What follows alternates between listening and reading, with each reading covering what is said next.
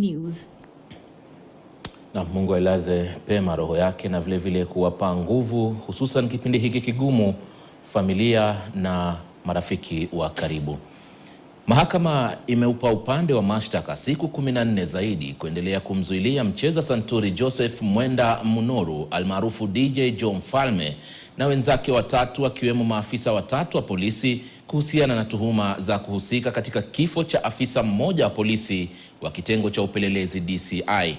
DJ Mfalme anachunguzwa baada ya kudaiwa kuhusika kwenye mgogoro kati yake na afisa huyo wa upelelezi kutoka kituo cha polisi cha Dagoreti kwa jina la Felix Kelian Kitosi mnamo Machi tarehe 16. Afisa huyo alifariki siku 6 baada ya mgogoro huo alipokuwa akiendelea kupata matibabu katika hospitali ya Nairobi West. Mwanahabari Francis Ontomwa na maelezo zaidi.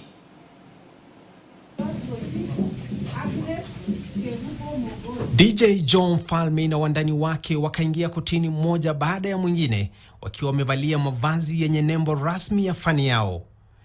Lakini kinyume na taswira hii ya ukakamavu, nyuso zao ziliashiria machungu na majuto.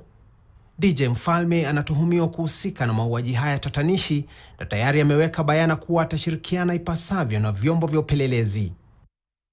Marehemu Felix Kelian Kitosi alikuwa afisa wa upelelezi katika kituo cha Dagoreti, kifo chake kikitokea siku 5 tu baada ya kukaripiana na kukwaruzana na mtumbuizaji huyu pamoja na wandani wake wiki iliyopita. Wapelelezi wa kisa hiki wanasema kuwa kuna jamaa mmoja kati ya wandani wa DJ Mfalme ambaye alitoweka pindi tu kisa hiki kilipofanyika.